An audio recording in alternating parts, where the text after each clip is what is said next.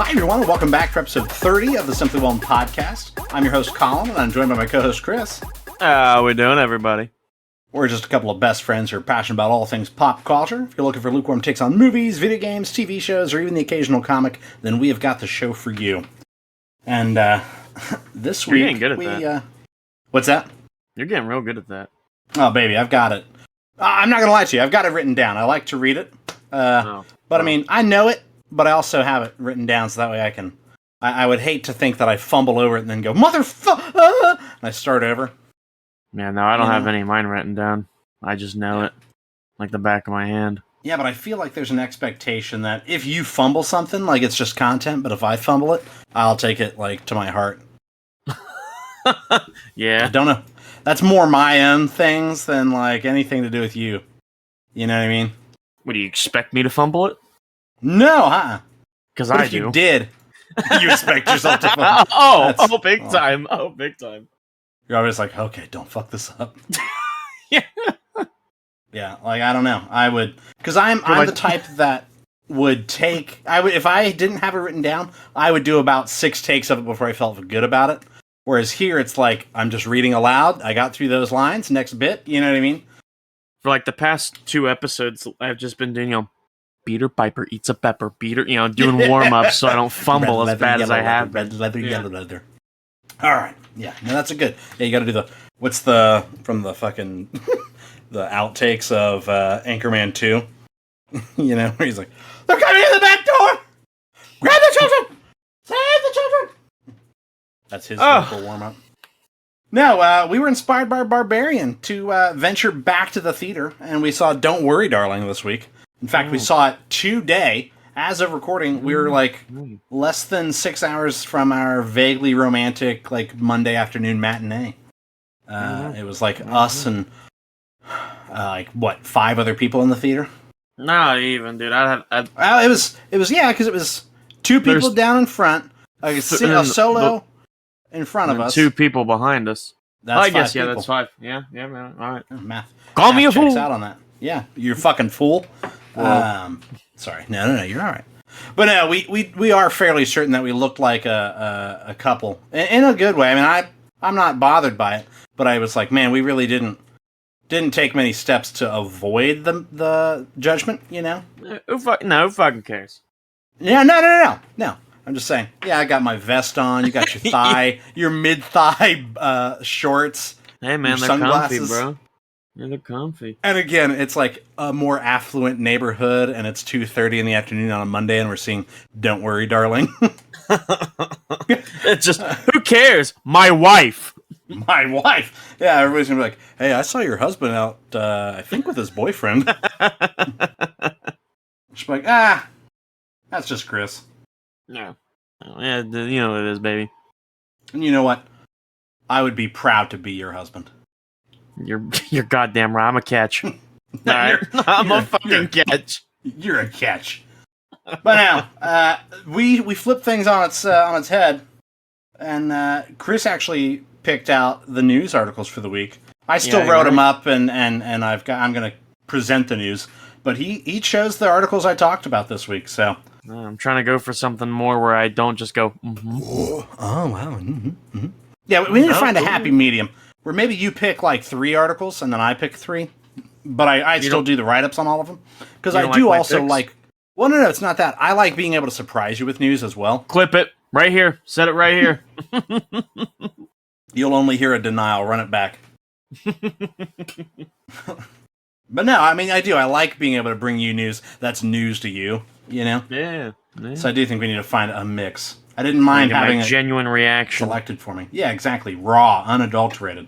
I mean, I just sent them to you. You have no idea what I'm going to say. It's true.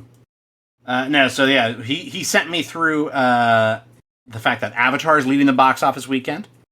The new Final Destination has its directors. The Shining sequel, that didn't happen, right?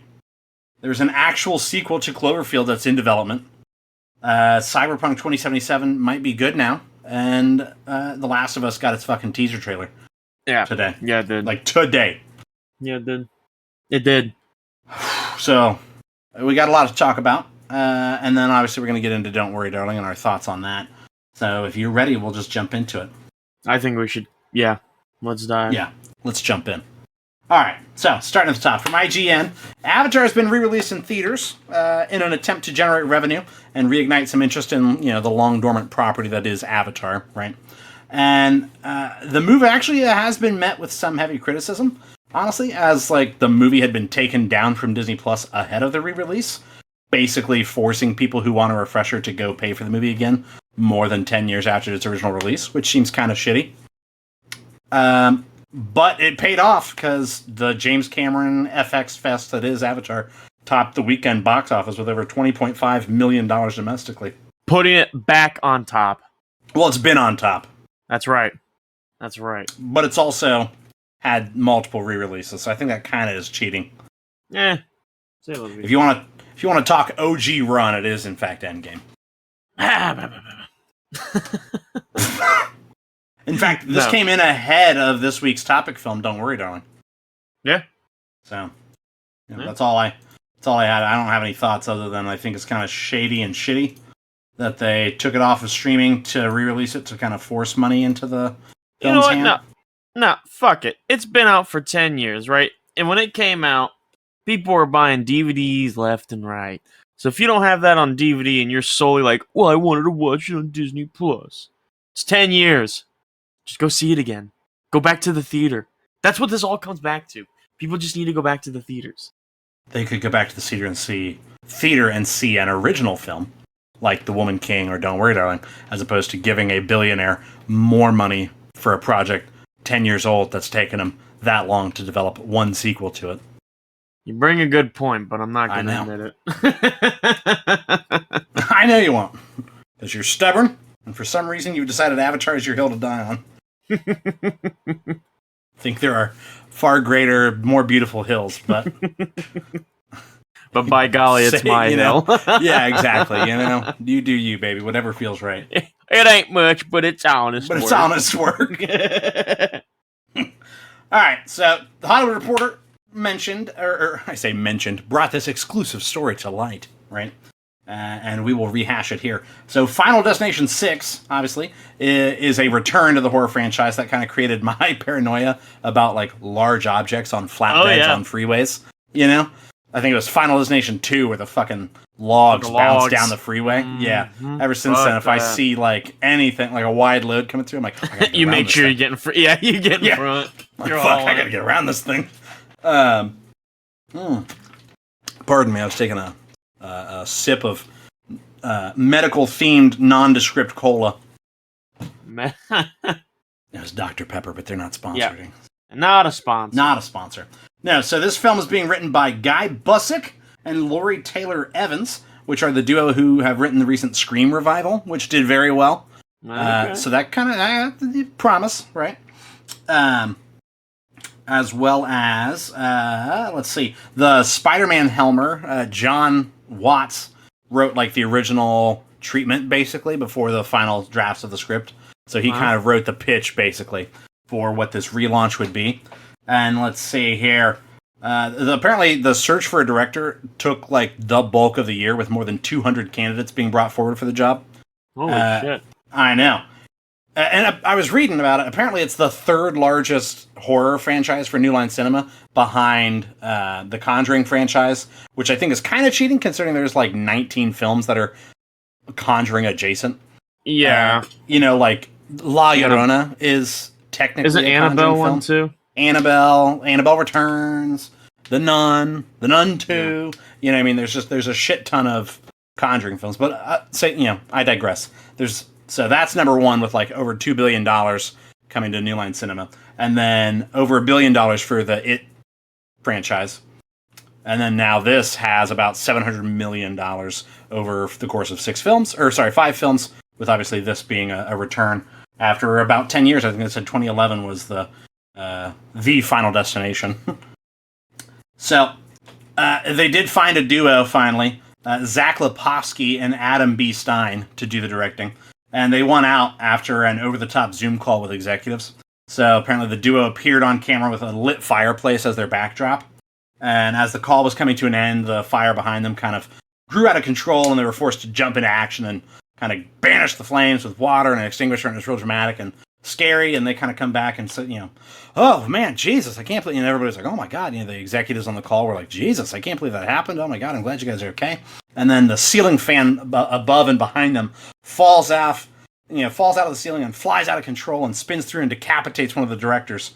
And it's obviously fake. It didn't happen, like for real. And it was a nod to the franchise being, they escaped death from the fire, but then death comes back and gets them with the ceiling fan, And that it was a combination of VFX and pre-recorded footage, and it like really wowed and amused the production team enough that they were hired. Apparently, the executives like burst into laughter and applause, like, yeah, it's dedication and it's kind of funny and all that, No, and, yeah.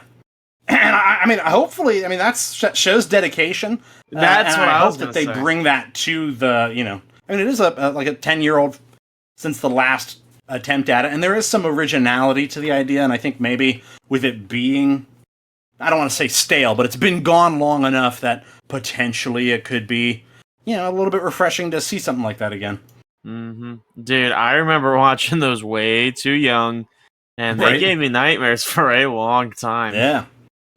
But so like when I saw that, and then I saw like the directors, they got hired because they basically just fucking faked their death on a Zoom call, and I just thought that was the funniest shit. And I was like, dude, that makes me excited for it, because that means it's like, oh, they're putting thought and like hardcore sweat and tears in this. They're really going for it, and that gives me high hopes for it.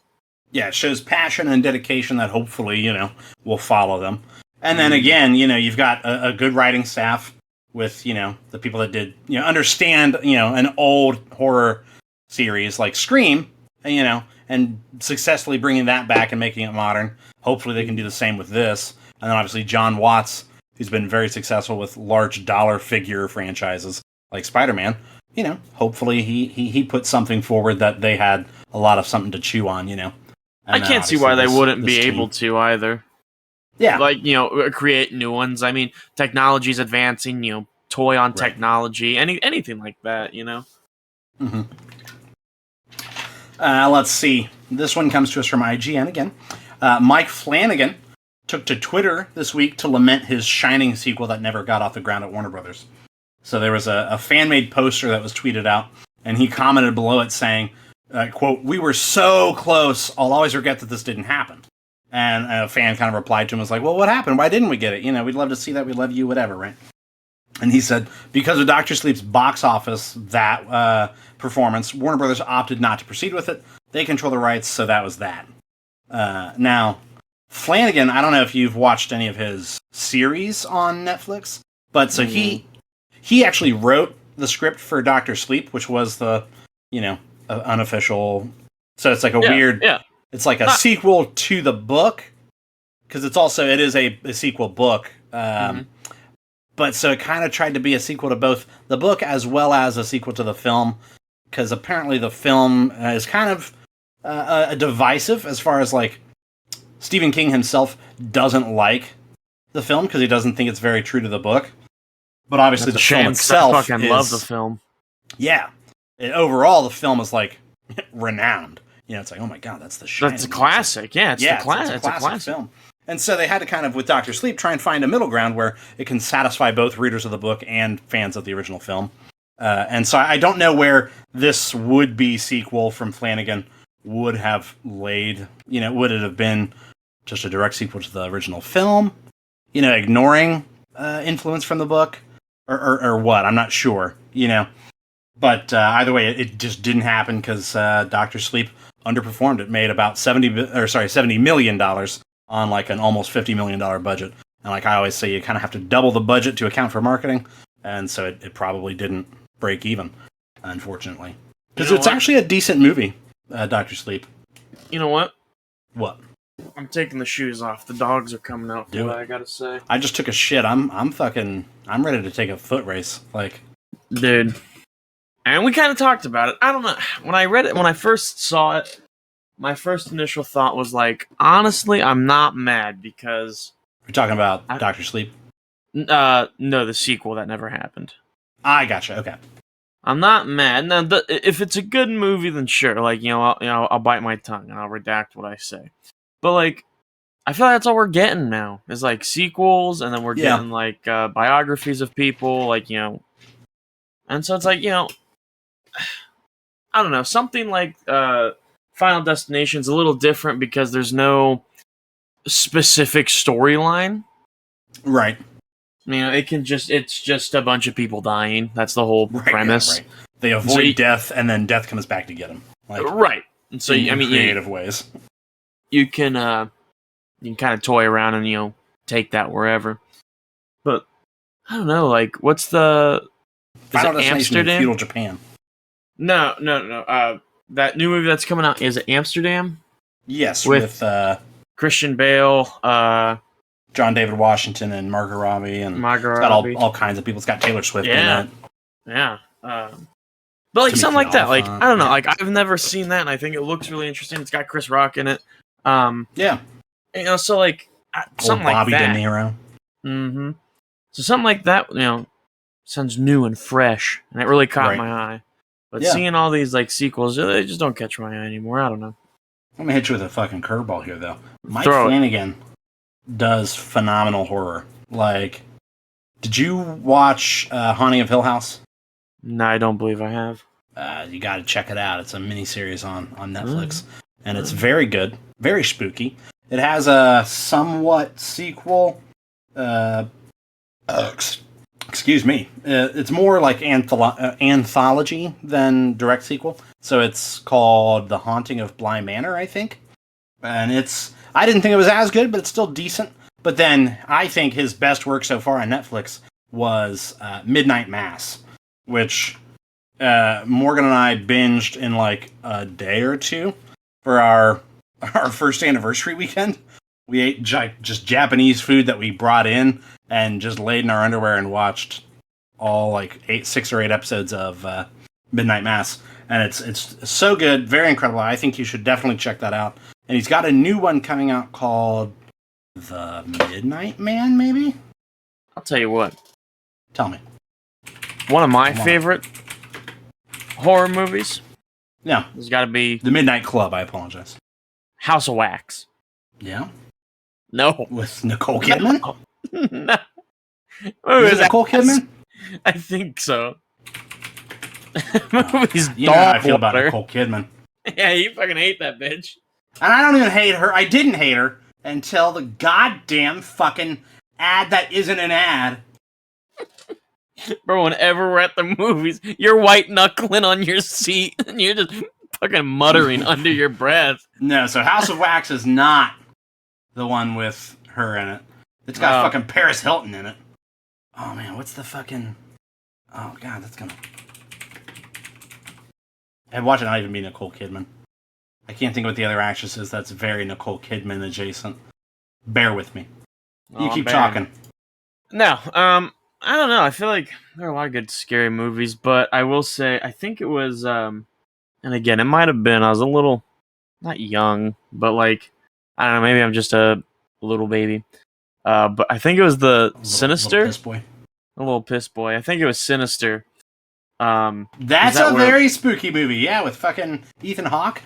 Yeah, dude. And Bagul. Like, yeah. And the dad's going through like basically Naomi Watts is the other actress. Naomi Watts. That is Nicole Kidman adjacent. No, but like, and you hear what's that one song? Tiptoe through the window, and like the guys, like sharpening a knife, and then like it just cuts and it's the devil looking at. Dude, for whatever reason, that scared the shit out of me, and I couldn't. Yeah. I had to pause it. I had to walk away for a minute. I gotta cool off. I'm sweating. Yeah. I gotta turn on a light or something.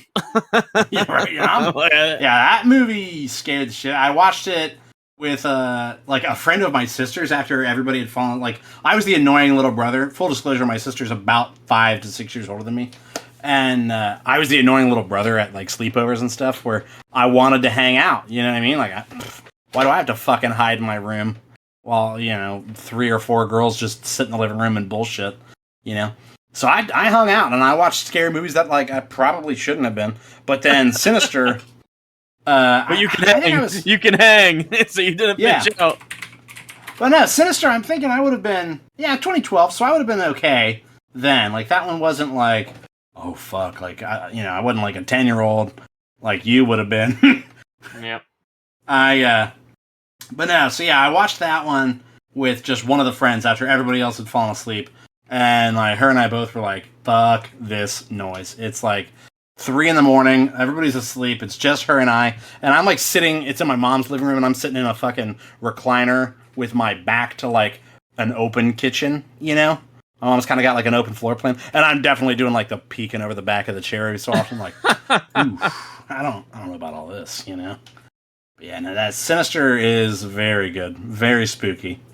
Yeah, that one's up there, though, for top scary movies to me. Yeah, I think it had a sequel that was not as good. But yeah, Sinister, definitely Barbarian's up there now. The Grudge always holds a place for me. Barbarian was good. But it also brings up how I want to go see Pray for the Devil. We'll touch back on that. We'll do what I fucking say. I couldn't even keep it a straight face. No, speaking of like long dormant franchises, Variety. I got a long dormant. Let's chill out with that. Variety brings us news of a Cloverfield sequel.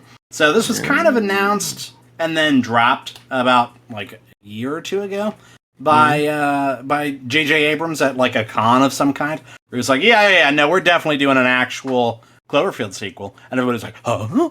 And then like just and then just nothing came of it.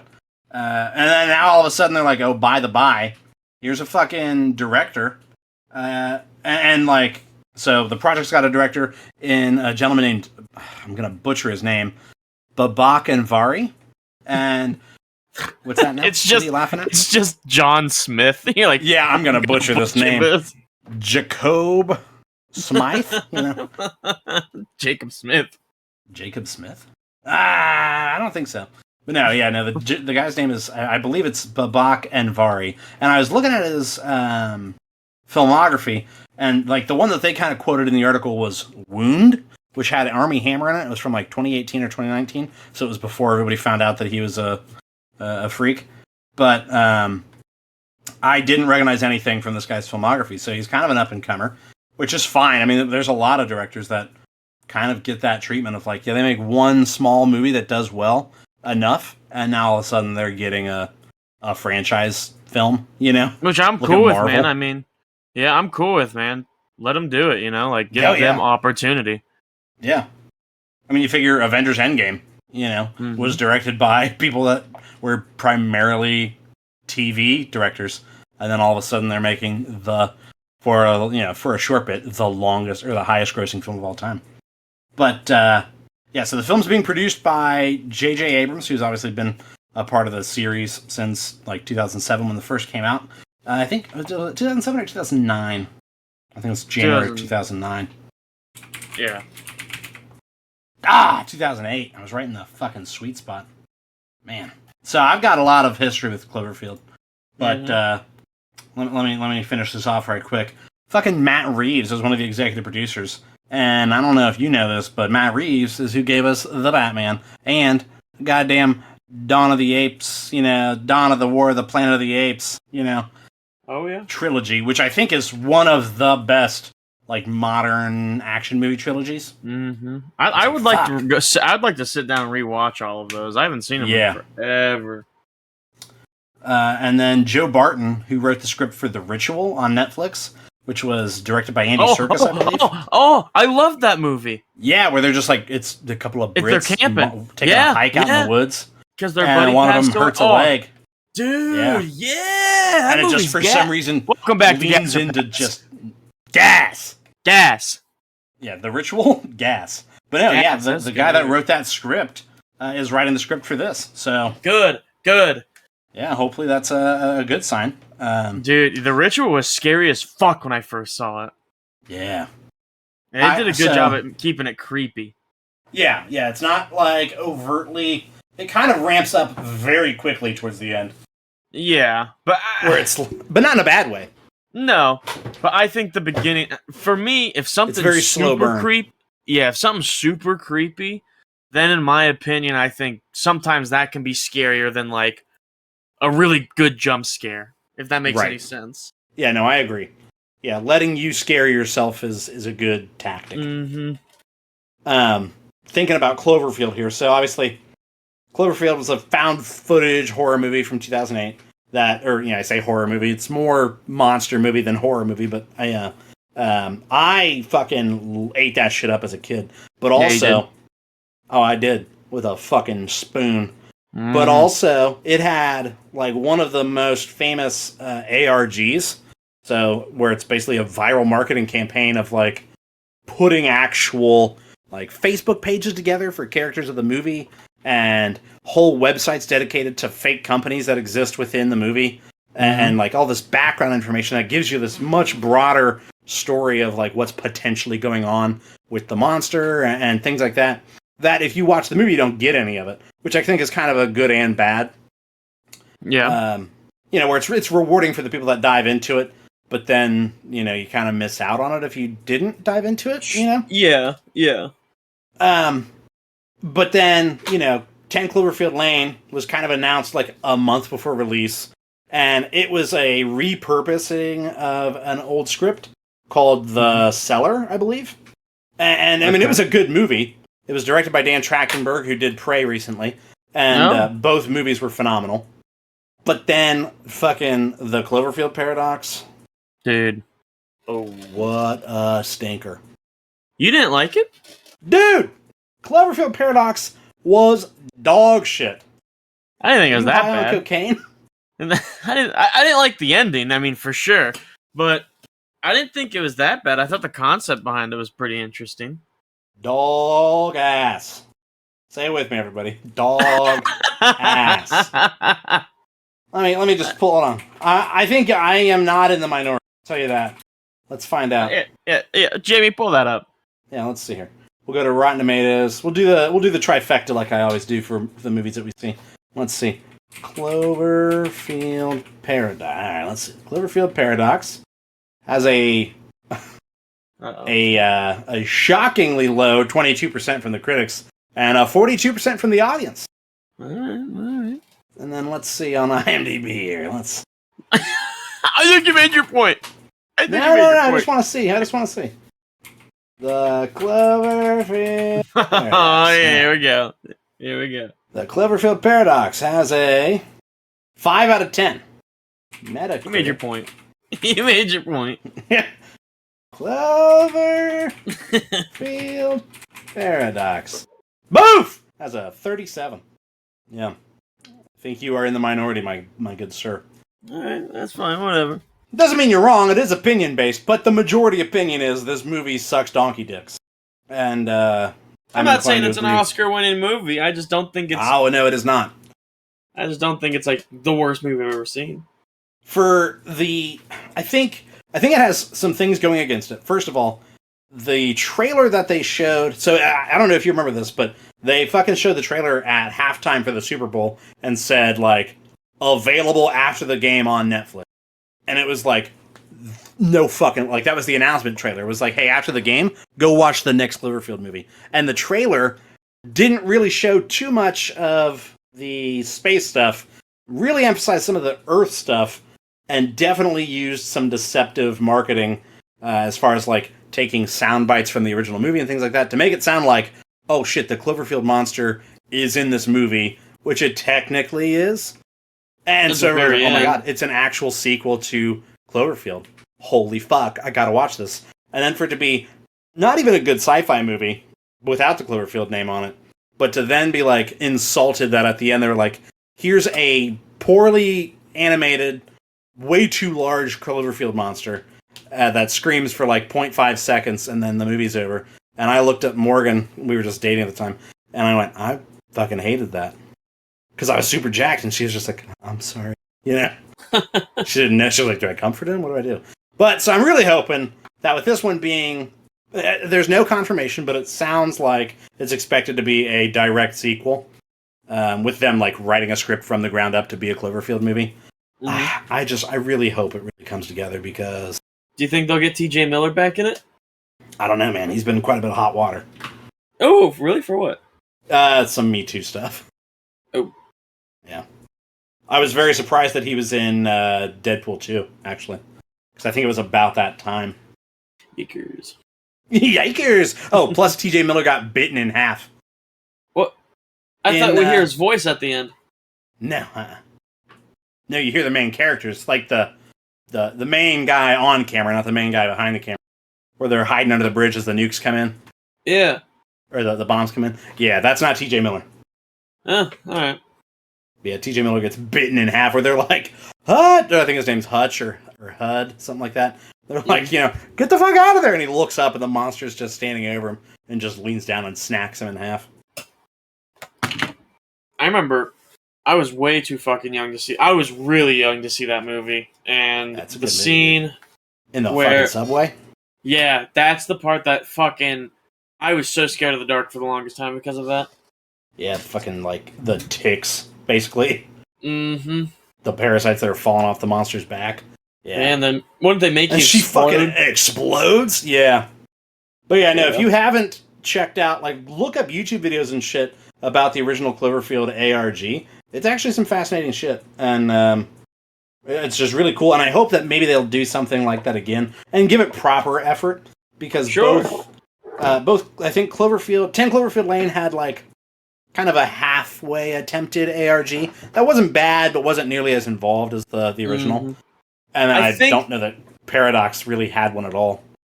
I think if they were to try it again, doing an ARG, it would be hard. I ain't gonna lie, but if it hit and it went viral, I bet that would be so fucking good. Yeah. Because it's hard to get things going viral on the internet nowadays. I mean, because it's viral for one day. And it's hard to moves on. But something like this sounds like virality online anymore. Yeah. You don't. You're almost asking to get mocked by the internet when you attempt to be viral as a large company. Yeah.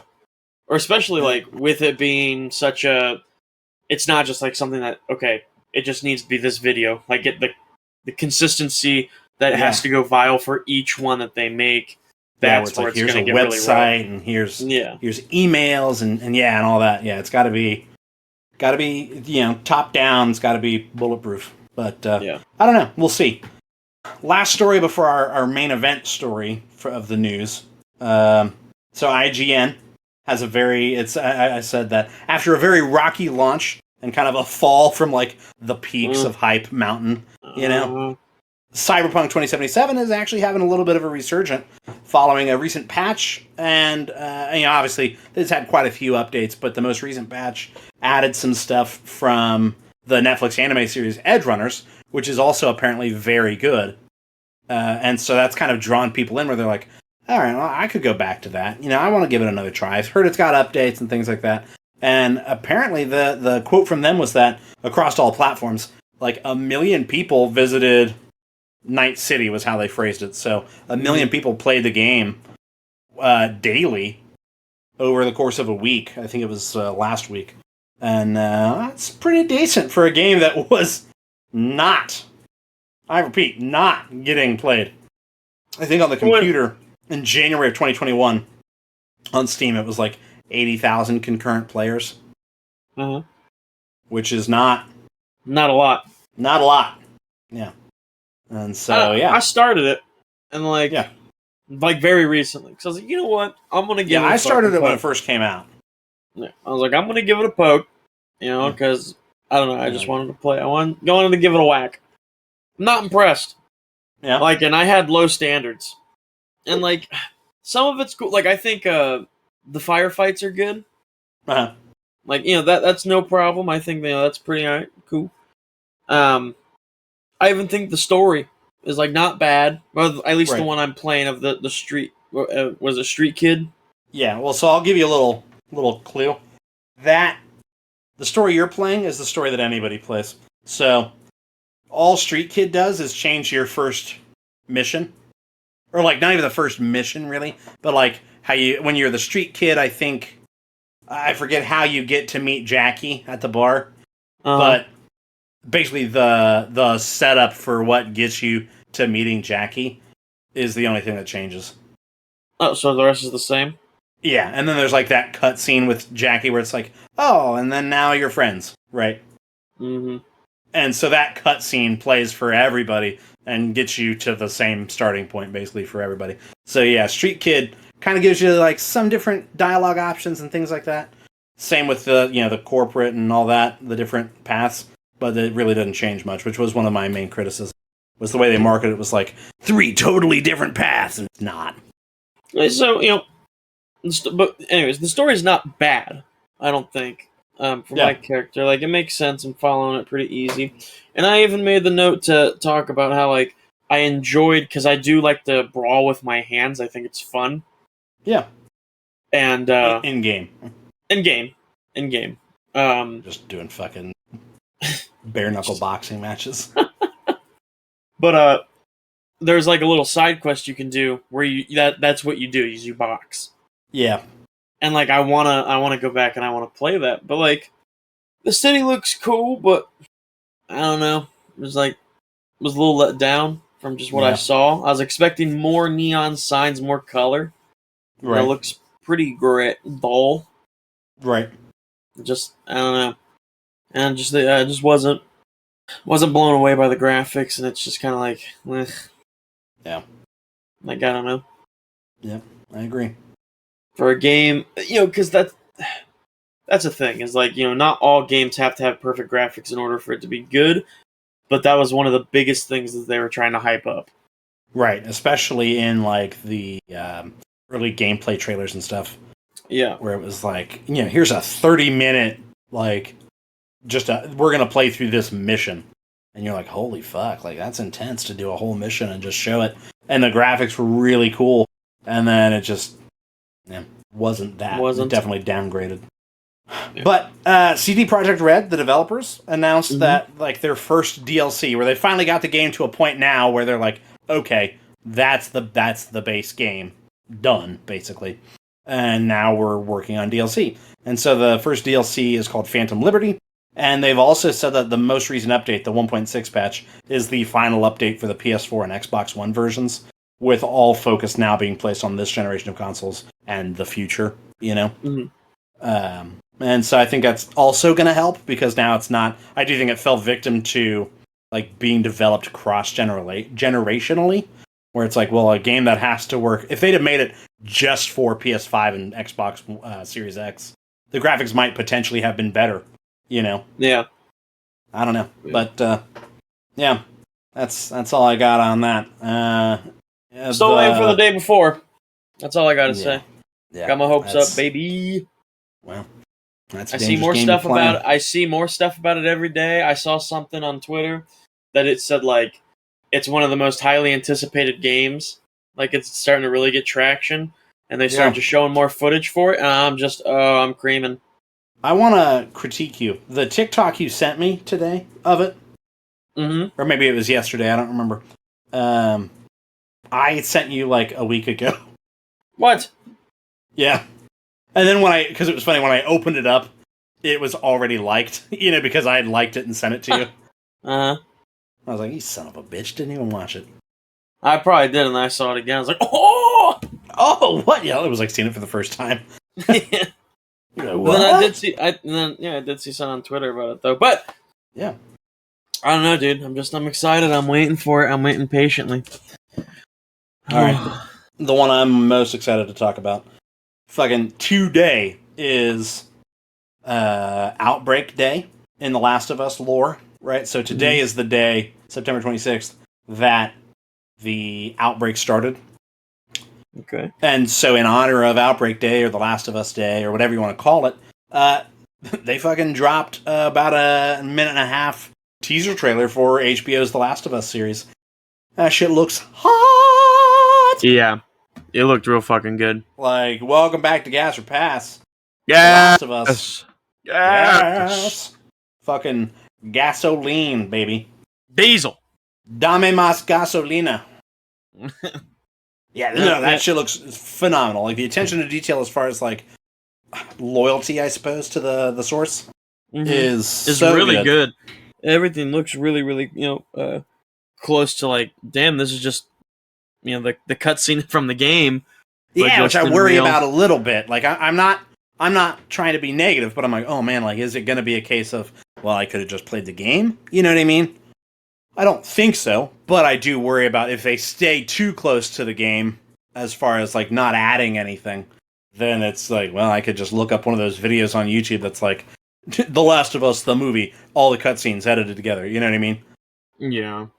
And so I hope it's not that. I hope they do add enough to it, where they might spend more time, because the game kind of cuts really sharply between seasons, where it's like, okay, summer ends, and now they've arrived at Jackson. We don't know how they got to Jackson from Philadelphia, but they did, right? Sure. And like, so maybe the series could fill some of that in. You know what I mean?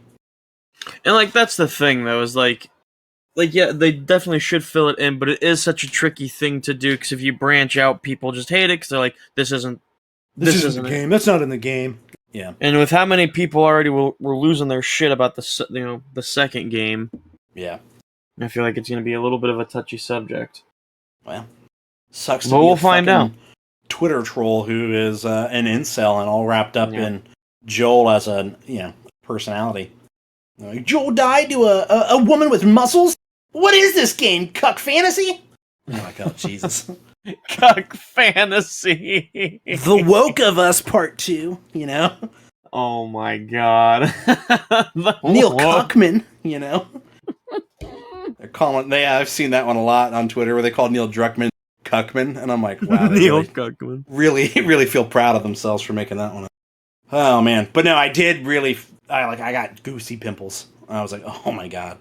Yeah, especially with the clicker at the end. The clicker at the end? Yeah, just hearing it and then seeing just the silhouette. I was like, oh. And then, the very end when it, like, fully shows the face in the flashlight. Like, oh my god. And, just a lot of cool, like, to see it and go, oh, I know what part of the game that is. Yeah, yes, yeah. Like, when they're in the tunnel, when they're first leaving the city, and they have the QZ, and they're hiding from the guards and shit. Yeah. I'm like, yeah, I know what part of the game that is and all that, and it's nice. And seeing the towers leaned over, graphically, I was like, oh, wow. Yes. Like, the visuals, that looks impressive. That looks really good. I mean, obviously, I'm not surprised that HBO, home of the Game of Thrones, has decent visual effects behind it. They got money. They got money. Yeah, they got some shmoney. And apparently, this is one of the more expensive HBO series. So... I'm cool with that, but I would like to. I think I could not see any more, and I'd be fine with it. Like, I'm already gonna watch it. They don't have to sell me. Yeah, you sold me.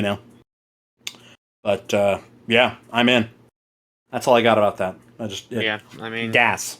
Gas. That's all it is. That's all That's all you can say. All right. Are you ready? Yeah. Let's hop in.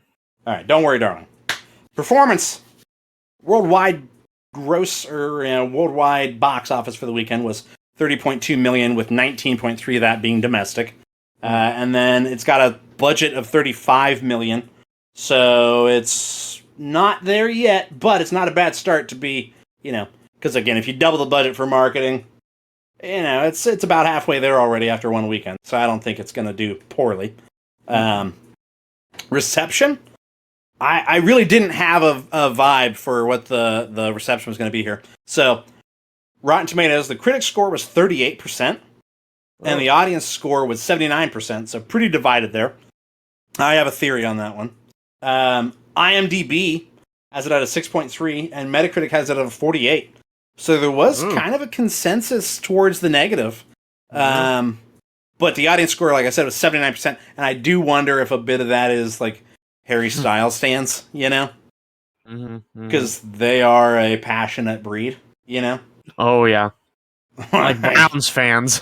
Yeah, they are dedicated. They're dedicated, bro. Yeah, get you a Browns fan. They are loyal. But So cast and crew here: Olivia Wilde obviously was the writer, director, and she played the role of Bunny. Florence Pugh was Alice. Gemma Chan plays Shelley. Harry Styles is Jack. Chris Pine is Frank. Nick Kroll is Dean. And Timothy Simons plays Dr. Collins. You got a synopsis? I do. So, in the 1950s, Alice and Jack lived in the idealized community of Victory, an experimental company that houses to the men. Ooh, experimental company town that houses the men who work on a top. Shut up! Who work on a top secret project. While the husbands toil away, the wives get to enjoy the beauty, the luxury, and their seemingly perfect paradise. However, when cracks in her, what? I didn't realize you were giving us the fucking War and Peace over here. It's a synopsis, gee. I'm fucking with you. Keep going. Keep going. When cracks in her idyllic life begin to appear, exposing flashes of something sinister lurking below, Alice can't help but question exactly what she's doing in Victory. There you go. A 1950s housewife living with her husband in a utopian experimental community begins to worry that this glamorous company could be hiding disturbing secrets. See how we said the same thing, you know? I'm just trying to get more in depth, but whatever. Alright, let's jump in then. Alright, non-spoiler plot thoughts. I'll let you start, because I really don't have a lot. So... Or do you want me to start? You start. I'm bad at that. I'm bad at starting. Alright, so I thought it felt pretty predictable, honestly, until it wasn't, which we can kind of get more into in spoilers. There wasn't a lot of surprise to it for me. I thought it tried to convey the disorder of Alice's mind, where she doesn't know what she can trust, and she feels like she's kind of losing grasp on reality. It kind of conveyed that through some jumpy editing, and it didn't always land for me. Where I think their goal was maybe to make you uncomfortable almost, or unsteady maybe. But it wasn't to say uncut gems, the whole point is to make you uncomfortable. It does that successfully in a, I don't want to say enjoyable way, but in a way that's man, they were really good at that. This was more almost annoying, or I felt almost like a barrier for me in the movie. But I did like the atmosphere inside the community, where I was they really nail that. It's 75% utopia, 25% cult, you know? Yeah.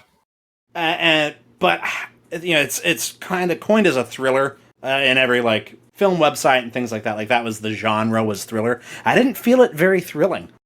I don't disagree with you, but I don't think I agree with you as much. There was one scene in particular that I do remember going, "Oh no, this is creepy," but I can't talk about it until spoilers. I thought, aesthetically, very nice. You know, who doesn't love seeing the 1950s stuff? And I felt like it had just, I don't know, I don't think it was an Oscar-winning movie, but I don't think it was the worst movie ever. You know, it was just something nice to kind of see, and playing it a little differently of the twist at the end, which we'll talk about. Yeah. Or the plot twist, I guess, in the whole movie. Yeah. But is it a spoiler to say there's a twist? Because then people are looking for a twist. No, there's twists in every movie. You there? Yeah. I was. Oh, word. No. Oh, no. Okay. No. But yeah, I guess that plot twist there. But yeah, we'll get back into that. And I don't know, just had a solid pace to it, and I liked. Well, I don't know. Now you got me second guessing everything. No. Say your opinion. This is your opinion. No, I'm finding holes in my opinion, though. Where I'm well, you can say it and we can work through them. Yeah, it's you and me, baby. Yeah, it is. Yeah, we're gonna work out this kink. But I'd want to say, it had nice clues, but then it really didn't. And yeah. I even said it while we were leaving. How it didn't. Let's burn through this because we need to get into spoilers. Yeah. This is therapy session now. I need to get this off my chest. So chemistry and characters. Florence Pugh, I thought, was an excellent star of the show and does such a great job of conveying all aspects of her character. Yeah. All aspects. Oh, man. You're a dog. I did. One of my bullet points here just says, very horny movie. Very. It's a very horny movie. Even stuff that's not overtly sexual feels semi-sexual. Very sexual. At one point, it's in the trailer, so it's not a super spoiler, but Chris Pine uses the line "good girl" outside of a sexual context, but it still felt sexual. Very sexual. like intensely sexual. I was like, whoa. I feel uncomfortable knowing that there's a presumably retired couple a few seats up that are probably just hot to trot. I know, they're fucking, the Velcro in their shoes is crackling. His pants that are way too high are also getting a bit tight, you know?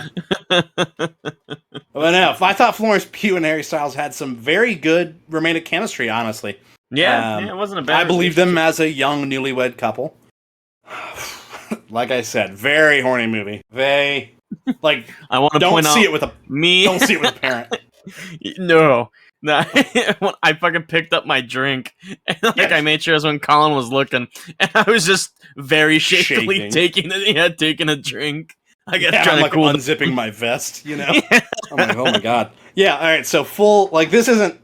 Again, it's in the trailers, slightly.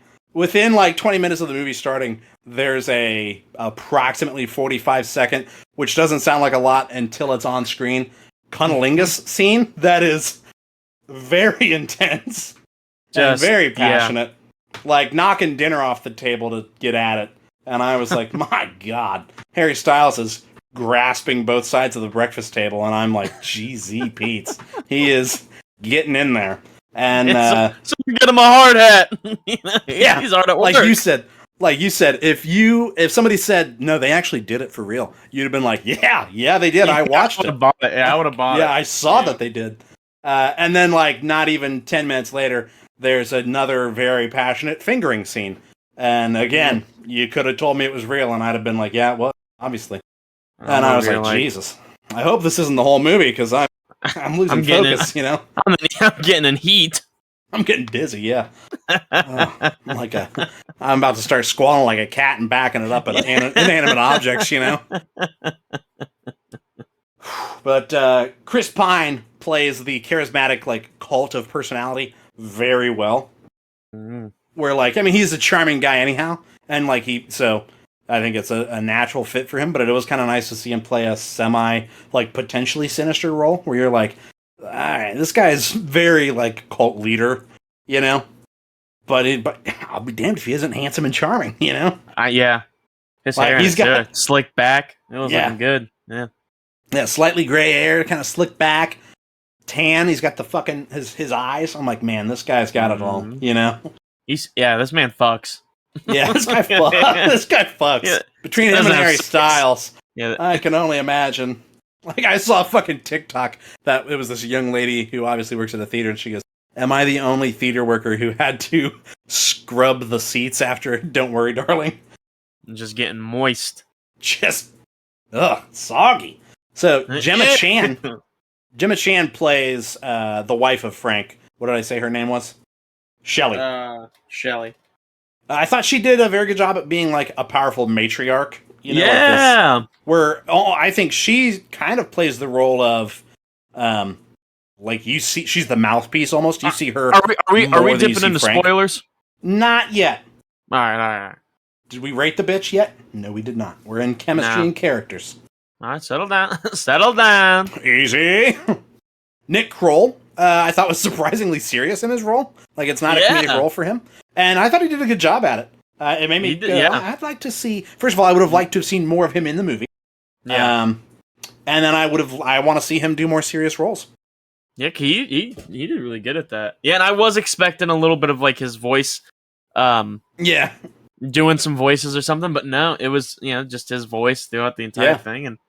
And there's a certain scene I'm thinking of where it gets real serious, and he's got intense. A couple lines in it. Yeah, and I want to talk about that later because talking about at Frank's party at the house, or at the very end. No, it could. I think it was with the new guy. Yeah. And then my last point here is that Harry Styles wasn't bad or good. Like, I'd heard conflicting things. Yeah. Where, like, I'd heard either, like, Harry Styles was... Like, there were videos on TikTok of, like, people actually laughing out loud at him in the theater. And, like, there was nothing that he did that made me go... You know what I mean? But then, then they've got the opposite, which, again, Harry Styles has a very passionate fan base. And they all were like, he's the best actor I've ever seen. And, like, nothing that he did blew me away either. You know what I mean? Right. I really do think that like the chemistry that they had was very good, but from an acting standpoint, Florence Pugh carried that couple. Oh, hard. So with that in mind, it's time to rate it, and I'm conflicted on my rating. How does the rating system work?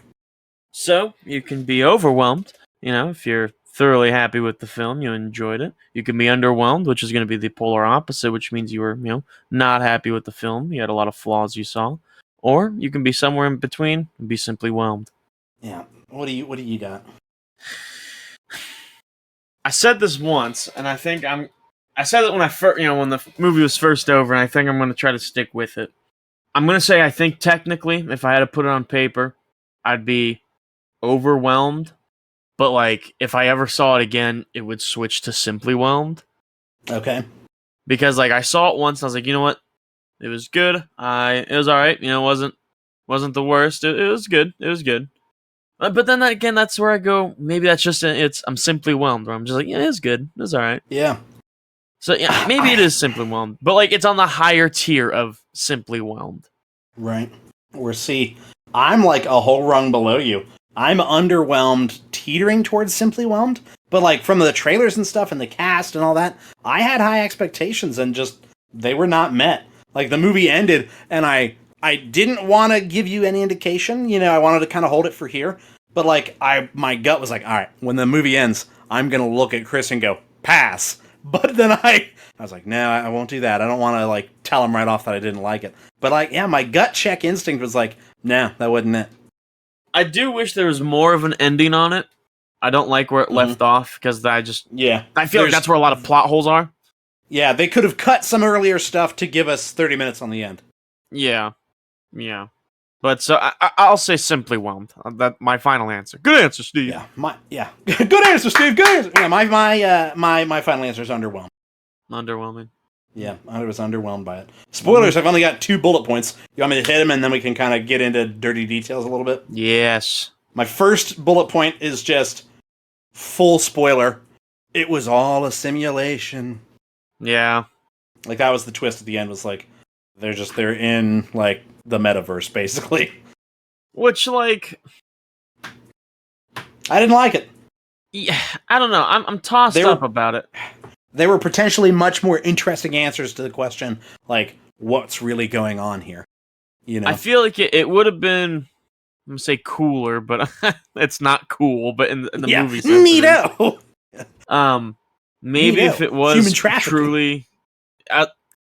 what if it was like a cult thing where they just recruit people and maybe they got some deal with the government that they were able just to have this land out in the middle of nowhere, but they have to work for them and do like super sketchy things.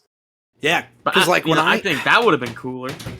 When Frank gives his speech at his house party, my first thought was like Rapture from BioShock. Of like, they're almost like the free state of Frank. You know what I mean? They've sectioned themselves off. They're not governed by anybody. It's them, right? And so I was like, oh, maybe something like that. That's kind of neat, Or, what's this sinister thing that they're working on underneath? And I don't know. I was just... there were a lot of... I didn't have any answer in my specifically, but it's a simulation wasn't a satisfying answer for me. Yeah. I was like, okay. Though I did like the idea, like there was some stuff in there that I'm like, okay, maybe. Where like, so Harry Styles' character Jack and Alice, because they play the whole movie like it's 1950s, but then you find out that it's not. It's modern day, if not, near future. With some of that, technology of the metaverse and stuff like that. Yeah. But so apparently Alice is a surgeon, and you don't know what Jack did before, but it sounds like he gets fired. And he's kind of down on his luck and feeling like a loser, and he's convinced that Alice isn't happy being a surgeon. And you get the vibe that he's been like trolling online, and he somehow gets picked up in like a potentially misogynistic point of view. Like, I could picture like some of the subreddits that get banned. You know what I mean? Yeah.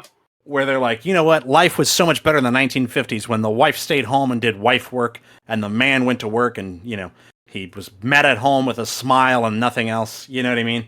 Yeah. And everybody was happier then. And so it was like he was sold that. And so he creepily. So, we're going to sound all over the place to people that haven't seen the movie. So, in the final scenes, because the movie itself is very all over the place, editing-wise, I kind of mentioned. Yeah. As far as, like, it jumps around, there's not much of a chronology to it as far as, like, how many days the movie takes place over, who knows. And that is part of the idea, I think, with the editing, that I don't think was totally successful. But as they were kind of unveiling the twist there, that it is all a simulation, Alice gets a flash of, like, being drugged back into the house, potentially, or the apartment. And I wasn't certain if her and Jack were married in the real world, or if they were just dating. Mm-hmm. And, like, it almost felt like maybe they'd broken up, and his last-ditch effort was to do this to her. Did you get that vibe, or did you feel like they were still together? I thought that they were still together, but, like, it was... The relationship was probably getting rocky, yeah. Yeah. Yeah, because he never went back to work, and he's just been trolling. Because obviously a lot of time had passed, too, between when, like, you first see him listening to... Basically, he found Chris Pine as, like, a YouTube podcast. Almost got, like, Andrew Tate vibes. Yeah, you know what I mean? That's literally what I was thinking. Like, I think... so Olivia Wilde, there was a quote in an interview where she said Jordan Peterson was a big inspiration for Frank's character, which I could see as well. So he kind of falls in that same, like, falsely philosophical, you know? Yeah.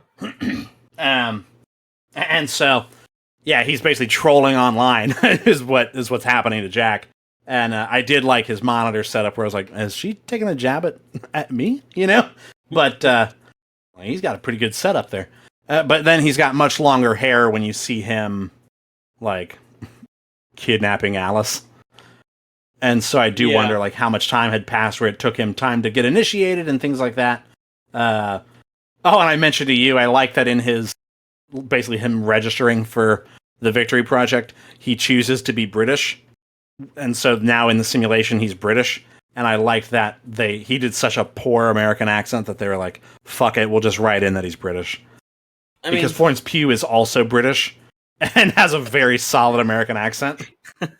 And so it's just another jab at Harry Styles' inability to act. Or, you know, like, he's a musician who's trying his... trying to put his foot into acting, you know what I mean? Yeah. I mean, yeah.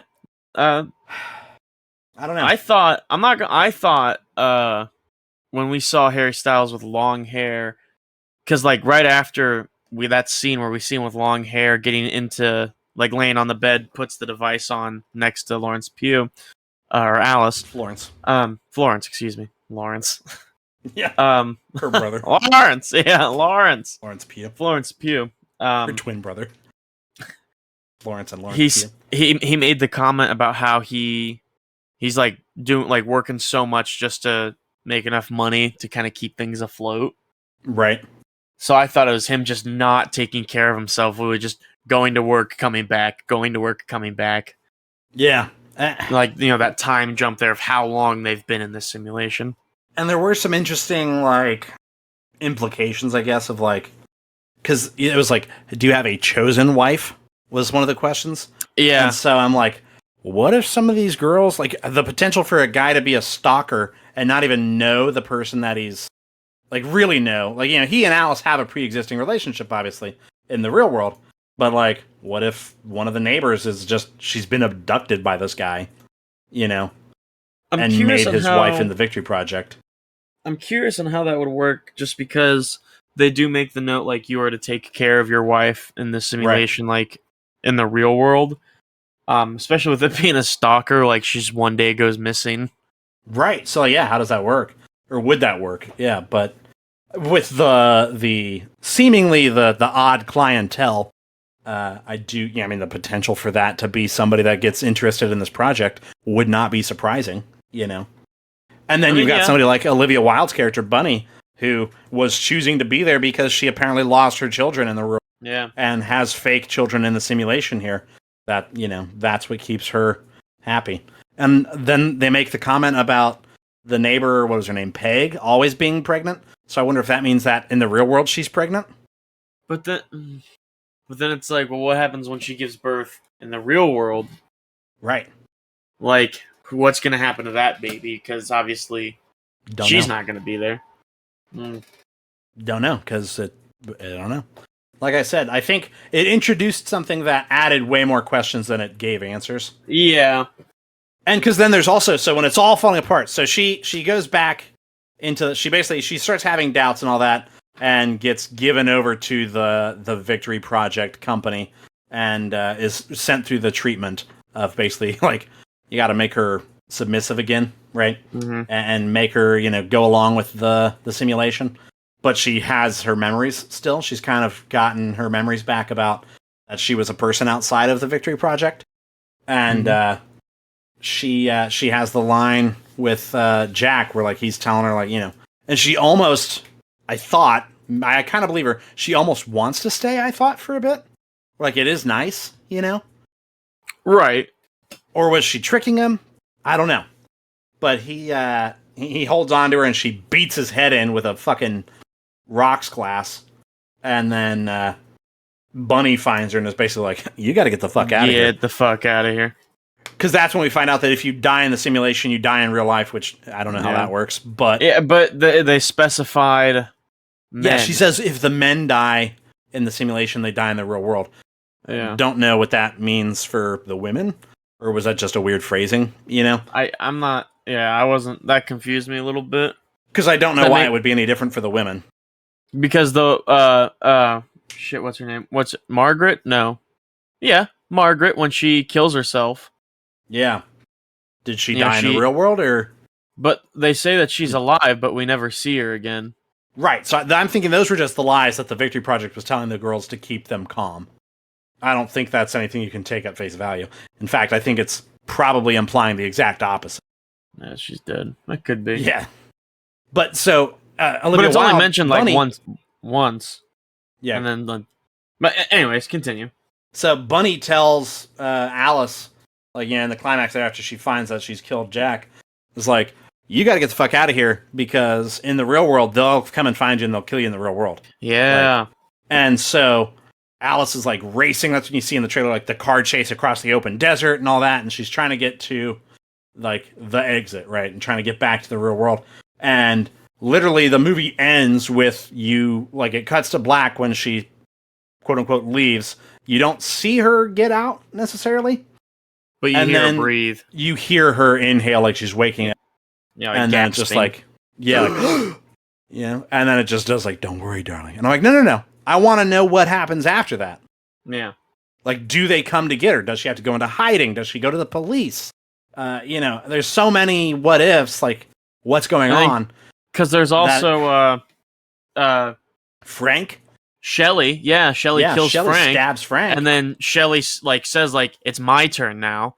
So, which makes me think, is she taking over on this thing? Right, so is she saying it's her turn to run this thing? Or is she saying it's her turn to, like, to kill her husband to, like, break free?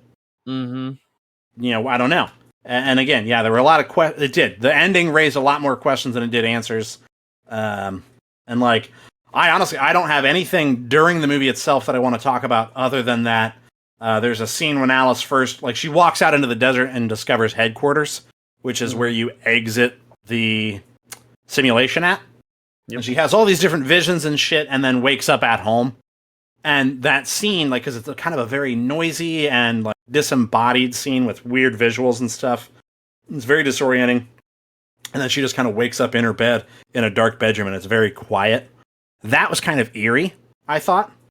Yeah. I was like, ooh, this is kind of creepy. And she's kind of walking and trying to figure out what's going on. And then it just kind of slowly fades back into, oh no, Jack's just being a sweetheart. Like, he's in there making dinner and stuff like that. He's cooking. Yeah. And trying his best. And I kind of expected it to go full 1950s where he's like pissed at her for making him make his own dinner. But he's being a sweet husband. You know what I mean? Yeah. Like, Jack was a sweet guy until he wasn't. You know what I mean? Yeah. I don't know. Obviously, in the real world, he's a fucking monster. But I don't know. It did. It felt all over the place in a bad way for me. I don't want to see it again. And it was a major letdown. Yeah. I will say that the things I wanted to point out. Yeah. You talk about what you got. I don't have anything. That scene with Nick Kroll. Oh, yes. With the Frank's new party. guy. Having that super serious. Because he's like, I didn't really get to talk to the big guy that much. And he was like a Frank, little. Yeah, and Nick Kroll was just like, you'd be lucky to talk to him. Yeah. Do you have any idea how fucking important he is? Yeah, you have no reason to talk to him. Yeah, and that was like, oh fuck, like shit. Things got heavy. Like the guy apologized. He's like, oh, sorry. Yeah, it felt very Colt, and it felt Colt quick. Yeah. And I was like, yeah, that's how it would probably happen, too, is some guy slightly questions him. And did you notice that Frank kind of just teleports there? So, what do you mean? So you see a shot of Frank, like, watching from his balcony through, like, the slats. Uh-huh. And then Gemma Chan starts her speech, and then pans to the crowd, listening to her speech, and then it pans back, and he's just kind of leaning on the lamppost next to her. And I was like, when did he, like, you didn't see him walk down the stairs behind, when the fuck did he get there? And I was like, oh, is that supposed to be like a glitch in the simulation, maybe? But I think it's maybe just a weird editing thing. I think because nobody was like, editing thing. Yeah, nobody was like, how the fuck did Frank get here? You know what I mean? Right, yeah. Because I was thinking, that maybe that was oh yeah, that's weird that Frank just kind of showed up there and nobody noticed, but I don't know. Yeah, I don't know. I didn't like it. That's all I got for you. That's all I got. I was pretty bummed out. I don't know. Sorry. I don't know. Yeah. Oh well. Florence Pugh was a star in it, and she was. The sex was hot. That's all I got. Chris, you gotta go ahead. I was gonna say the other thing I wanted to talk about was the one thing I was a little disappointed with is like those cutscenes that you'd mentioned, like those visions. They were like the disorienting images and stuff. Yeah, they were kind of like they're very visually interesting. Synchronized dancers. Yeah, and stuff like that. But it was very like weirdly timed, and like the playing of it was like almost choppy. You gave it a little creepier look. And I thought that was going to come into play because Alice did ballet. She did dance. Like, that was one of the things. And then just nothing came out of that. And I was like, well, then what is it? Like, what are these visions she's having? Yeah, and then it looks like those are potentially, like, the loading screen. Yeah, oh, yeah, and that, yeah. When you're logging into the simulation. And it's like, why is that the loading screen? Right, yeah, why is it ballet? I don't know. But Chris, you got a cryptid for me? I think what you meant to say is, welcome back to Chris's Cryptid Corner. I'm your host, Chris. So this week, actually, I think I got a pretty good one for us. We'll be talking about now I got to read just a little bit, so do forgive me. But it's called the Jorogumo? Thank you. And this is, translating that from, because it's a Japanese cryptid, translates to an entangling bride, or alternatively a whore spider. A what now? A whore spider. Word? Like a brothel. Yeah. Which is not a good word, but that's just word for right, yeah, that's the name. Yeah, I thought you might have said whore spider or horse biter, like somebody who bites a horse. And I was like, what? Duke boys are at it again! Damn horse biter! But so, the appearance, what it originated from, is in Japan, some spiders are known to possess amazing supernatural powers. One of these, Jorogumo, known as the Golden Orb Weaver, translated in English. It is the most well-known of its arachnid yokai, and found all over the Japanese archipelago. Archipelago, yep, you nailed it. Oh my god! String of violence. Oh. Except for the northern island of Hokkaido, probably. Their body's average size, between 2 to 3 centimeters long, but they can grow up much larger. Some are massive enough to catch and eat small birds. That's a big fucking spider, dude. If they're catching birds, renowned for their just consuming them, eating them. Renowned for their size, they're vividly and beautifully colored. And the large and strong web strings that they weave. They're famous for cruel destruction of the weak. So this whole thing starts off that it would be.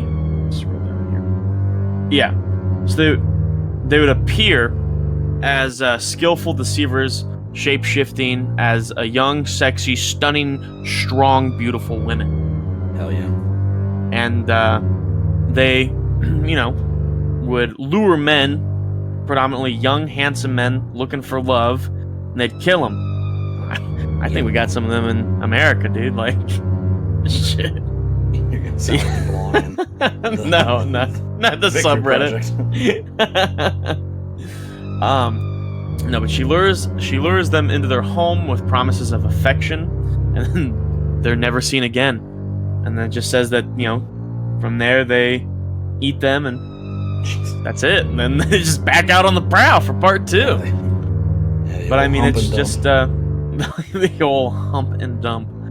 But I mean, I don't know. It's just but something in this case, weird. it's a dump because they shit them out. That correct. And then they do still dump them and hump. Well, they You could hump hump them. Yeah, do they hump them? I imagine so.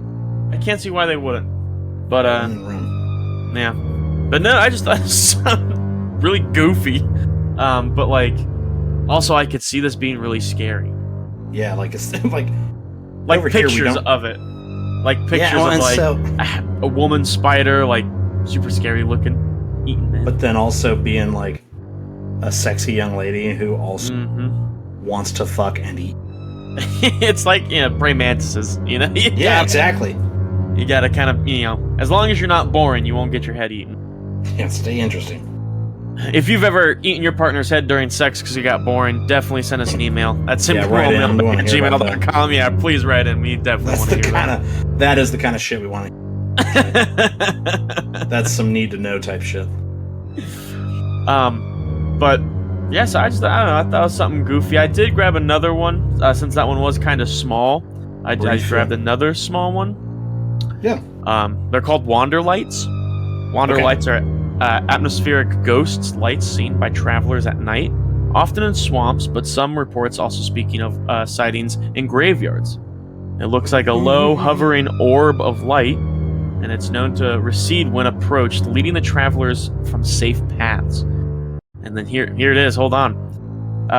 There are many other names for the wander lights, and one of them is Willow of the Wisps. And if you've ever seen fucking Brave, yeah, Willow of the Wisps, baby. So yeah, I mean, I don't know. Yeah, So I saw that, and I just at first when it said swamp, I was like, it's probably just a fucking firefly, like. Right. Yeah. But then I heard Willow Wisps, and I was like, oh no. My first thought was Scotland. Scotland, not my bitch Merida. You could change your fate, would ya? That makes me think. I don't know if it's a ghost thing. I don't know. It's pretty cool. But I was talking about it earlier today. I want to do a Ouija board, but like, I don't know, man. I don't necessarily believe in ghosts, but also I'm not the type of person to test that luck.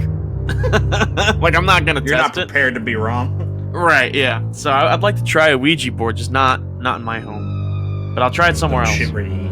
Or exactly. But yeah, those are my cryptids. If you definitely have any suggestions, anything like that, definitely just shoot them.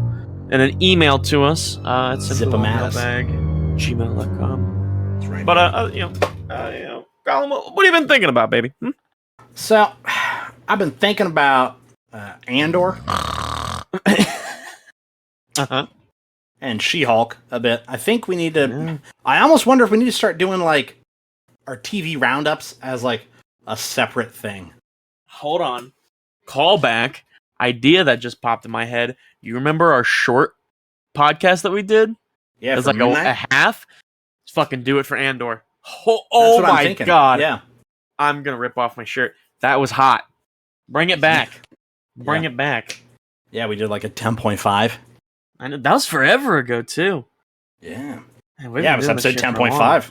That was 30 weeks ago. Oof. Or sorry, 20 weeks ago. But so I don't know that I want to talk about Andor or She-Hulk, because I think we need to do, because even if we did a mini-sode, with Andor being 12 episodes long, I think we would potentially need to do like 2 mini-sodes. Like maybe we do one at the halfway point and the one at the finale. Yeah. And maybe we do one for She-Hulk, since it's only half-hour episodes when it wraps up here in a few weeks. We just do it on the end of the first episode with Andor. Of Andor, yeah. And then Slime Rancher. So, I don't know if you ever heard of this game. What'd you call me? You Slime Rancher. Hold on. My fucking father is texting me. Fuck off, loser. We're on important shit right now. No, he's being sweet. It's an important life event for me today, and he was wishing me good with it. All right, sorry, I had to reply to him. Yeah. What a loser, caring for his son. All right, sorry, that's very unprofessional, but family comes first. No, so Slime Rancher is a video game that's about 4 to 5 years old, I think. Mm-hmm. And it's just a nice, relaxing video game. As far as I know, it's only on PC, but they could have ported it since then. But when I first played it, I downloaded it as an early access game when it first came out. And it's literally just, you're on an alien planet with a nice, like, almost painted art style, or like very cartoony art style. It's a first-person game. I think I do know what you're talking about. And you're literally farming these different types of critters that are all just balls of slime. Yeah, and I never played it, but I remember seeing stuff about it. Yeah, and it's super fun, and apparently by the end of it, so I didn't finish it or play it all the way through by the time it was fully released. I only played the early access version. But I remembered that it was pretty relaxing and fun and all that. But apparently it actually ended up with a story and things like that, and it was a very good game, and it was like you could beat the game, air quotes, right? Well, I saw that on early access Steam. It has a sequel, Slime Rancher 2, and it is apparently a continuation of Slime Rancher 1's story with like the same character and stuff, going to a different planet potentially, or maybe a different area of that same planet. But so it was like, oh shit, Slime Rancher. So I reinstalled it and I started playing it yesterday. Shit's still fun, bub. And like, it's a good relaxing. It's kind of like a Stardew Valley where it's, yeah, this is chill. I like this. Like this is for me. And you can still like lose yourself in it where you're like, yeah, this doesn't need to be this fun. But so yeah, you gotta give it a little looky loo. I wouldn't be surprised if it's on with the sequel being out on early access. Let me pull up a price point for you and let you know. The Slime Rancher here. Store page. It is $19.99. $19.99. That's highway That's fucking robbery. You can kiss my ass for that. Outrageous. Yeah. But what about you, Bob? What you been thinking about? Honestly, I'm off work today and tomorrow, and like last week on my days off, honestly, I catched up on She-Hulk because I only saw the first episode. Did you catch up, or did you get caught up? What did I say? Catched. Excuse me. I caught up on She-Hulk, except for the last episode, episode 6, I suppose. But I plan on watching that tomorrow, and then watching Andor. Still trying to figure out the shit with my Oculus. Did I talk about it on here? You did, yeah. Yeah, so I just got to send it out, but I don't know. I got to find a box, and that just threw me. They're not sending you a box to send it back in? No, I misread it. So I thought that they were going to send me 2 boxes. One of them going to have my new one, and they just said put the old one in there and send it back. They said, no, you got to send yours, and as soon as we see it's in transit, we'll send you yours. Right, yeah, they don't want you to end up with 2 fully functioning oculi. Right, and so if it's at a point where, if they get it and it's wrong, or if it's, not the right one, that they can pull it and halt the shipment. Right. So yeah, I just got to find a box. But the thing is, the Oculus is, in a weird shape where it's kind of big, but kind of not. So, I don't know, maybe... Are they going to pay for the shipping? They gave me the label and everything like that. Oh, okay. All right. Well, that's... Yeah, so I just got to print it off and then stick it on. And honestly, I think I might be able to get away with it at work. So I just might fucking... Because I still have the cover for it, everything like that. So I just might slide the cover on it, tape it up a couple times, slap it on, and send it out. Sorry, dude. I don't have any fucking boxes. This thing's big enough. I bet Morgan could get you a box from work. Ask. What'd you say? I'll have to ask. I thought you said that sounds like a task because you kind of broke up. It sounds like a task. But I mean, other than that, man, I've just been working a whole bunch. Like I said, I started Cyberpunk. I'll probably keep playing it, But yeah, I need to get back into Valhalla. I'll tell you what, though, I've been fucking up Dead by Daylight with a couple of my buddies because one of them moved out of country. Yeah, so it's really hard to kind of stay in touch because it's different time, like different time zones. Yeah, but we found like this golden time zone where it's like super early for us, but I mean it's like mid-afternoon for him. Yeah. So like we'll all be like, all right, well let's just get up early that day and we can play all morning before we got to go out and do shit. And so that still leaves us the whole entire day, and he's fine. You guys should maybe look into trading off. Selfish prick has to wake up early. That's true. Yeah. He knows who I am. Does he listen to this? I believe he does. You know who you are, and you know me. That's fucking rude of you to make your friends wake up early every day just to talk to you. Worthless piece of shit. Phone works both ways, bud. But I mean, really, I've been fucking it up on Dead by Daylight. Just grinding the hell out of that game. We've been playing Apex again, and I'm still very bad at it. I don't know. I'm not good at the game, and I can't get good at it for whatever reason. With my father, and Dad's like, he doesn't want to hurt your feelings. He's like, I remember how bad. There's also times where it's painful to watch. Like it is tough. But the thing is like sometimes with the group of friends I play Dead by Daylight with, we'll play like Fortnite, and again like I'd say sometimes I'm better. Like I'll land a couple good shots at Fortnite and I'll get a couple kills and stuff like that. I think I'm just not good with Battle Royale. You think that's the? Because I think like Team Deathmatch, like I'll play like Chivalry 2. I'm pretty good at that game. Like I can get a good streak. Now, granted, that's a very hard game. Like typically you get like a kill and then you die, right? Or right. But I can get a good, nice little kill streak going. So maybe it's an aiming thing. I don't know, because like I'm good at. It's predominantly. Because I'm good at like melee aiming combat. Well, I'm good at like Cyberpunk. I was good at. I wasn't awful at The Last of Us. I'd say also in Cyberpunk, you're playing against computers. Right, but I'll set it. I'm not like I don't have it on easy. I think I have it set on normal, so like it still gives me somewhat of a challenge. Right, it's a normal challenge. And so I don't know, man. I don't know. I just have to get good, I guess. Maybe I'll start grinding on it. I did just see something come across that I forgot to talk about for news. So 2 things. First thing, real quick. I don't have any details put up in front of me to excuse the bare bonedness of the news on these ones, but Keanu Reeves is back for a sequel to Constantine. Oh. And then James Earl Jones is 91, and he signed over his voice rights to Darth Vader. He basically retired from the voice acting, and basically was like, and like just gave the rights to his voice specifically as Darth Vader to Disney. And it was kind of, I thought it was interesting, the wording on it. I remember reading it basically specified AI or voice actor. So whether they wanted to use just an AI generated voice, because I believe that in Kenobi it was a combination of AI and Hayden Christensen's voice to give us the Darth Vader. Especially with that broken mask scene. Yeah, well, yeah, it's definitely supposed to be both of their voices.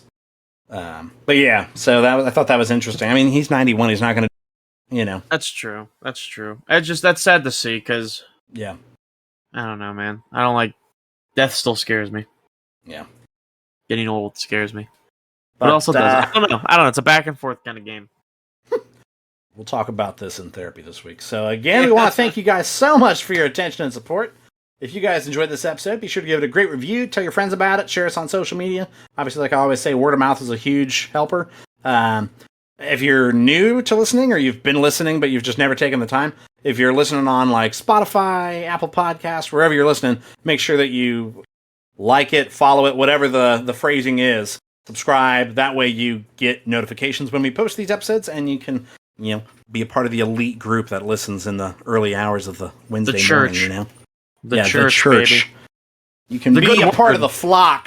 Yeah. The good word. Have you heard the good word? Have you heard the word? It's the Wednesday word with Simply Whelmed. That's right. That's right. But no, again, if you're new, we welcome you, and please come back next week. And if you've been here, we appreciate that you came back this week. Absolutely. Chris, if the people wanted to get in touch with us, give us some feedback, tell us we're wrong, dissing on Harry Styles, give us death threats. How would they do that? Yeah, you can always do that. You can get in touch with our Facebook, Instagram, or our YouTube at Simply Whelmed Podcast. And then, of course, you can always reach out to our Twitter handle, which is whelmed_simply. And as always, we love getting your emails at simplywhelmedmailbag@gmail.com. Yeah, the Gmail's been a little dry lately. I'd like to start reading some more out, but haven't been getting a ton of stuff in. So please send in your emails. Yeah, I would love to have a little bit more back and forth with people. Next week we might have to check out any cryptids. I was gonna say if you have any cryptids, love advice. I am a love doctor. I am an ordained minister, so I feel like I am also. So we could give you ordained minister advice. No. We could just officiate your wedding. Oh my god. By the power invested in us. I swear to God, I'd pull up in a tuxedo t-shirt, plastered. Just shit-faced. That's the Simply Whelmed experience. But I'll do good enough job where they go, it wasn't the worst, but it was simply whelming. Yeah, it's simply whelming. But now, that's not bad. I think that's a potential avenue that we should explore. Next week we might have to check out. Yeah, it's our you got always on the grind. It's our hustle. It's a side hustle. Next week I think we might have to check out. Just trying to think of stuff that like I want to go do movies but there's not much coming out. Like I was looking, what comes out in the not much. Like we are in a dry spell. We can bite the bullet on the late train, no pun intended, and go see Bullet Train. Yeah, I guess we could do that. Because I guess because neither of us are looking forward to it. That's the whole purpose. Is like, what if our socks are blown off? Yeah, but I don't like what if we don't like it? And then I was like, well, we went to the movie. Well, then we come back and dog on it. We went and saw Morbius, and we both knew we were gonna hate it, and we did hate it. Yeah. Oh, I forgot to mention that last week or the week prior. So that's on Netflix now. And Morgan was like, I got it. Because Morgan was supposed to go with us and then bitched out at the last minute. And so, first of all, wasted money on a ticket to a bad movie. And then had to just go through the ordeal that is Morbius. And then she was like, I got it. I heard how bad you guys said it was. I kind of want to watch. She got halfway through it and was like, we can turn this dog shit off. I don't want to watch it anymore. It's bad. I believe you. And I'm like, I told you. We didn't even get to see fucking whatever has got Milo dancing shirtless. We got to when he escapes jail and she was like, this is fucking dog ass. You're not gonna like me when I'm hungry. Yeah. She didn't laugh at that, but because I was like, hold on, this is it right here. And he said it, and she just kind of looked over at me and was like, what? And I was like, all right. We thought it was funny. Yeah. Because it's so bad. It's not good. So corny. It's not good, I'll tell you that. I fell asleep. Yeah, watching it? Yeah, on Netflix. Yeah, I put it on for her, fell asleep, and woke up to him escaping jail. And she was like, yeah, you can turn this shit off. Because I had the remotes. So she was kind of stuck in prison, I woke up and she's like, oh, thank God, turn it off. Please turn it off. But, yeah. I don't know. I think that's the end of the show, Chris. Tell everybody bye. Bye.